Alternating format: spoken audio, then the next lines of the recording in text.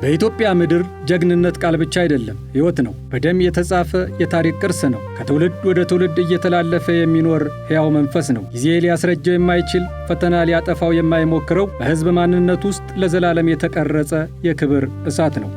በተራራ ጫፍ ላይ በቀዝቃዛ ንፋስ የሚቆም ወታደር፣ በበረሃ ሙቀት ውስጥ የሚራመድ እግር፣ በሌሊት ጨለማ የሚበራ ዓይን።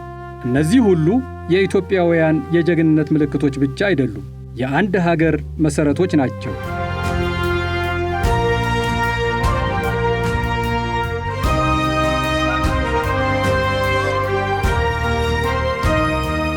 የኢትዮጵያ መከላከያ ሰራዊት ጀግንነትን በተግባሩ የሚያሳይ ሕያው ኃይል ነው። እሱ ድንበር ጠባቂ ብቻ አይደለም፣ የሰላም ምሰሶን፣ የሕዝብ እስትንፋስንና የሀገር ክብርን በትከሻው የተሸከመ መኩሪያችን ነው። ኢትዮጵያ እንድትጸናና ዘላቂ ሰላም እንዲሰፍን ሕይወቱን፣ አካሉን፣ ጊዜውንና ያለውን ሁሉ የሚከፍል ቀን የማይደክም ሌትም የማይተኛ ሕዝባዊ ኃይል ነው።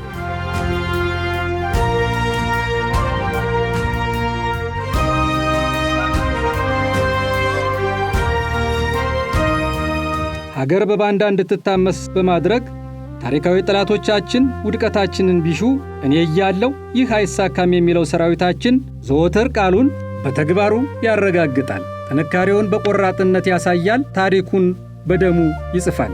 ይህንን የሰራዊታችን የዘወትር መገለጫ በላቀ ብቃት እያሳኩ ከሚገኙ ክፍሎች አንዱ 10ኛ እዝ ነው። እዙ በተሰጠው ሀገራዊና ሕገ መንግሥታዊ ተልእኮ መሠረት በግዳጅ ቀጠናው የነበረውን ሰላምን ማስመለስ፣ ሕግን ማስከበር፣ ሀገራዊ ልማታችንን ለማደናቀፍ የሚሞክሩ ጠላቶቻችንና ተላላኪዎቻቸውን አሳዶ መደምሰስ፣ የሕዝብ ደህንነት ማረጋገጥና ለልማታችን ምቹ ሁኔታዎችን መፍጠር ዋና ዋናዎቹ ናቸው።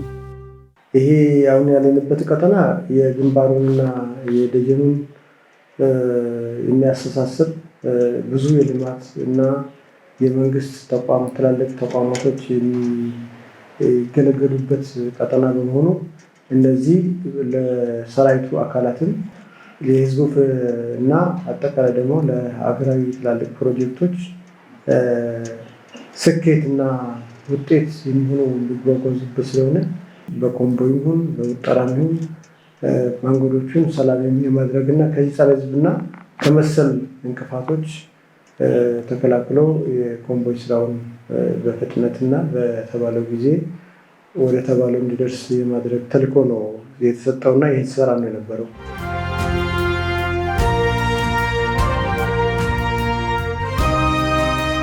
በአማራ ክልል በተለያዩ አካባቢዎች የተንቀሳቀሰው ጽንፈኛ ቡድን ሰላምን ለማናጋት ቢሞክርም የ10ኛ እዝ የሰራዊት አባላትም በተደራጀና በተቀናጀ እንቅስቃሴ ተልዕኮዎቻቸውን በሙሉ በድል እየተወጡ የስኬት ጉዟቸው ቀጥሏል።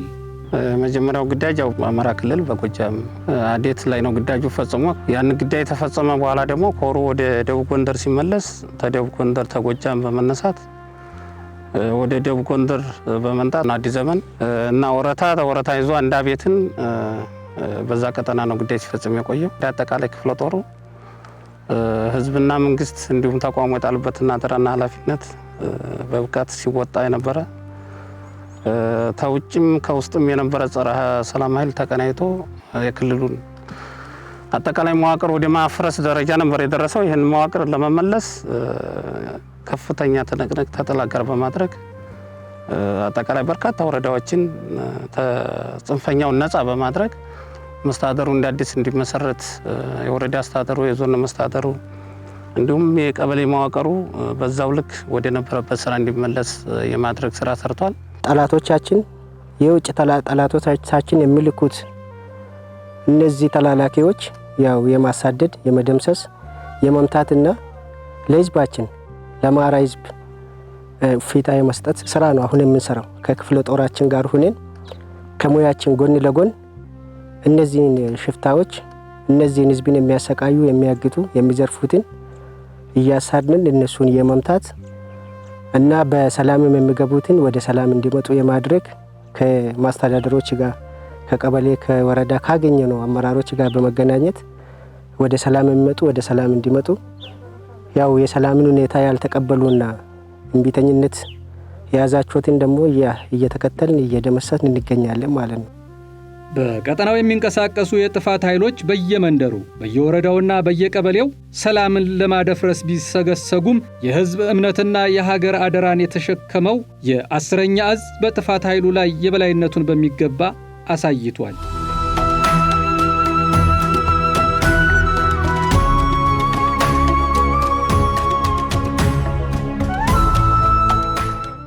ከእዙ ኮሮች መካከል በበረሃው ዋናተኛ ኮር ስር የሚገኝ አንድ ክፍለ ጦር በተሰማራበት የግዳጅ ቀጠና አስቸጋሪ መልክዓ ምድር ሳይበግረው የታሪካዊ ጠላቶቻችን ተላላኪ ሀገር ሻጭ ባንዳዎችንና ዘራፊ ቡድኖችን አድኖ በመደምሰስ ለሕዝብ ሰላም ምሰሶ ሆኗል።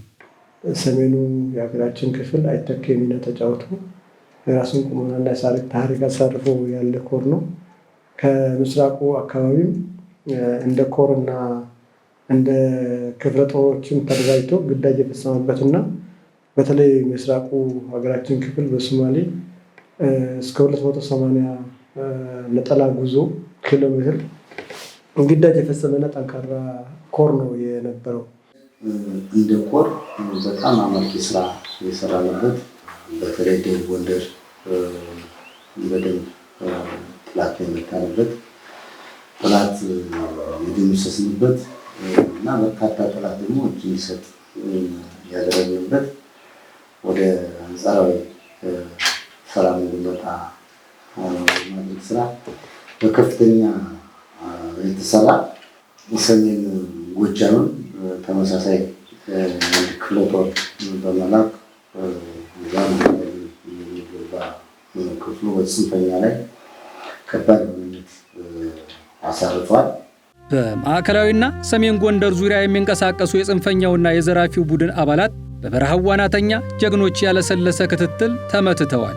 የመገጭ መስኖ ግድብ ፕሮጀክት ሰራተኞችም በሰላም ስራቸውን እያቀላጠፉት ይገኛሉ። የተቀን በምንረባረብበት ሰዓት ትልቁ ቻሌንጃችን የጸጥታ ችግር ነበረ እና እዚህ ላይ አሁን ስራው ሰራተኛውም ደህንነቱ ተጠብቆ ስራው ምንም ሳይተስተጓጉል እንዲሰራ የኢትዮጵያ መከላከያ ሰራዊት ከጎናችን ቆሞ እዚሁ ካምፕ አድርጎ ከክልሉ አድማ ብተና ጋር በቅንጅት በመሆን እዚህ ፕሮጀክት ላይ ሰላማችን ተከብሮ ያለ መደናቀፍ እየሰራ እንገኛለን። አንድም ቀን ሳንሳቀቅ ከጎናችሁ ነው ሰራዊቱ አይዟችሁ እያለ የትም ቀንም ከኛ ጋር አብሮ እየተነሳ እየወደቀ የፕሮጀክት በተሳካ ሁኔታ እየሄደ ይገኛል እና እዚህ ላይ ፕሮጀክቱ አካባቢ ያለው የሰላም ሁኔታ በጣም አስተማማኝ ሆነና ሰራዊቱ ከጎናችሁ ነው ሊተቀናብሮ እየሰራ እንደሚገኝ መግለጽ ወዳለሁ። በዚህም አጋጣሚ የኢትዮጵያን መከላከያ ሰራዊትና የክልሉ የጸጥታ አካላትን ማመስገን ፈልጋለሁ። ይህን ስራ 24 ሰዓት ለመስራት ደግሞ የጸጥታ ሁኔታ የሰላም ሁኔታ በጣም ወሳኝ ነው። እሱ ካልተረጋገጠ ያው ስራው መሰራት አይችልም።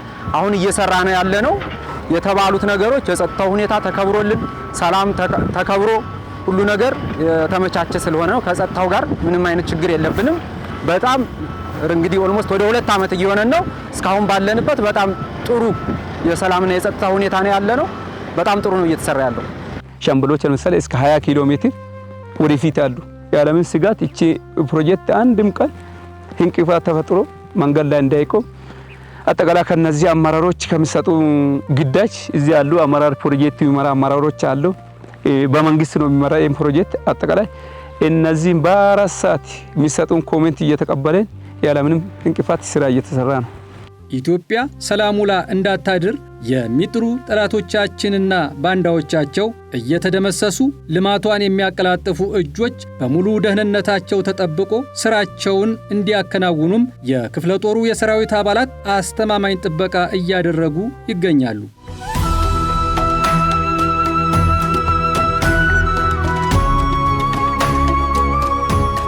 ክፍለ ጦሩ ቀንና ሌት ሳይታክት በሐሩርና በብርድ ሳይበገር የሀገር አደራን በልቡ አንግቦ ተልእኮውን ቀጥሏል። በስሩ የሚገኙ ሪጅመንቶች ተደጋጋሚ የአውደ ውጊያ ድሎችን አስመዝግበዋል። ክፍለ ጦሩ ራሱ ቆሞ እንደ ክፍለ ጦር ግዳጁን እየፈጸመ እንደ ሬጅመንት ደግሞ ተነጥሎ ግዳጁን መፈጸም የጀመረው በህዝብ ዘንድም ከፍተኛ ተቀባይነት ያገኘውና ይሄ ጽንፈኛው ኃይል ከህዝብ ተነጥሎ ህዝብ ማንነቱን አውቆት የኛ ሰራዊት እውነተኛ መከላከያ ሰራዊት መሆኑን ህዝቡ ራሱ ተቋሙም የኮራባቸው ሬጅመንቶች ነው የተፈጠሩት። የህዳሴ ሬጅመንት በሰሜን ጎጃምና በደቡብ ጎንደር የተሰጠውን ግዳጅ በብቃት ተወጥቶ የተደበቁ ባንዳና ጽንፈኞችን በማደንና በድንገተኛ እንቅስቃሴ በመምታት ላቅ ያለ ውጤት እያስመዘገበ ነው። የክፍለ ጦሩ ቃኝ ደግሞ ወንበዴውን ቡድን በቆራጥነት በመዋጋት ሚናው ጎልቶ ታይቷል። ግዳጅ ፈጽማ ሽልማት ያገኘችው የክፍለ ጦሩ ቃኝና የሬጅመንቱ ቃኝ በራሳቸው ጊዜ አቅደው ጠላት ባላሰበውና ባልጠበቀው መንገድ ገብቶ ሁለተኛውን ትልቅ ሽልማትም በዛ ክፍለ ጦር ነው ያየነው ማለት ነው። ሰሜን ጎጃም ላይ አጊታ የምትባል ቀበሌ ውስጥ ነው ቃኞች የሰሩ ስራ ማለት ነው።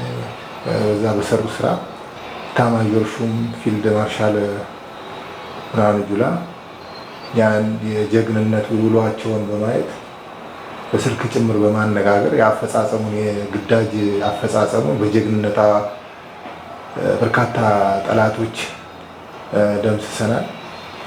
ቃኞች ያው ምናልባት ቁጥራቸው አነስተኛ ቢሆን የሚሰሩት ስራ በቁጥራቸው ልክ ሳይሆን ከዛ በላይ ነው ግዳጁን የፈጸሙት ማለት ነው።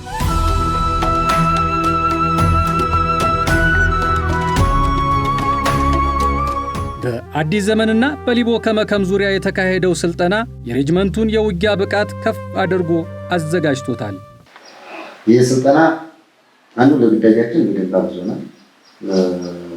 ግዳጃችን በሚገባ እንደምንፈጽም የስነ ልቦና ዝግጁነቱ፣ የአካል ብቃቱ፣ ጠላትን አእምሮ የመቅዳቱ ግዳጅ ያለኝ የሚል ሀሳብ በየደረጃው በመያዙ ኮሩ በፈጸማቸው በተሰጠው ግዳጅ በጣም ውጤታማ በሆነ መንገድ ተናቦ በመስራት የሰለጠናቸውን ስልጠናዎች ደግሞ ወደ ተግባር በማውረድ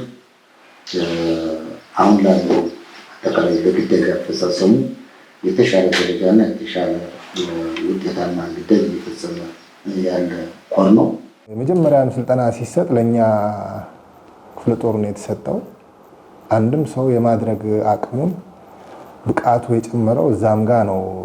ሌት ተቀን ተጉዞ የማይደክምበት ማለት ነው። 42 ኪሎ ሜትር ተጉዞ ሄዶ ያን ስራ መስራት እንደሚቻል በስልጠና ነው ያረጋገጥ ነው። ስልጠናውንም ደግሞ በተግባር ያሳየበት ነው።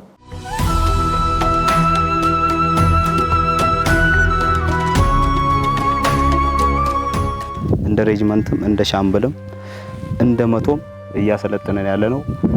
ለግዳጃችን ብቃት ግዳጃችንን የምንፈጽምበት ያሉ ነገሮች ነው እየሰለጠነን ያለ ነው እለት በእለት ማለት ነው። ይህን ስልጠና ስንሰለጥን የተሻለ ከታች ከኛ በታች ያሉ አመራሮች ስልጠናቸውን ብቁ አድርገው ለግዳጅ ያላቸውን ዝግጁነት አድርገው የተሻለ ድልን አምጥተናል ማለት ነው። የተመዘገቡ ድሎች የውጊያ ታሪኮች ብቻ አይደሉም። ለሀገር ሰላም የተከፈለ የህይወት ዋጋ የሚዘክሩ በደም የተጻፉ ሕያው ምስክሮች ናቸው።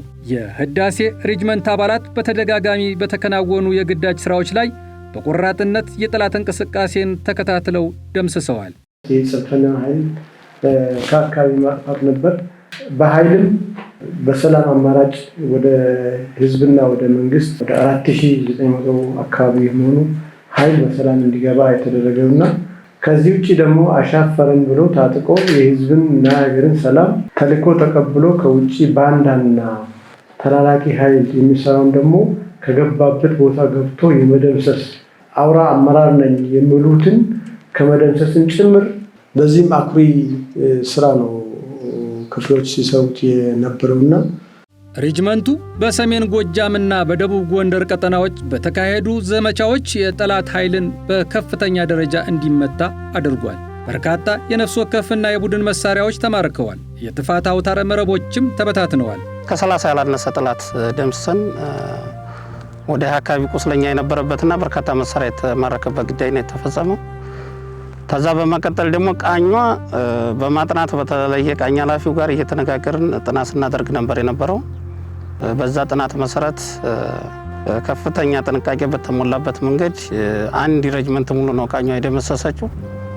ያን የጠላት ሬጅመንት በመደምሰስ አንድ ዲሽቃ ማርካለች፣ ሁለት ብሬ ማርካለች። ከዛ በርካታ የነፍስ ወከፍ መሳሪያዎችና በርካታ ምርኮኛ እንዲሁም በርካታ ሙትና ቁስለኛ በማድረግ አመርቂ ግዳይ በመፈጸም በዛ አስተቋሙ ቅና እንግታ በዛ ተሸላሚ ሆናለች።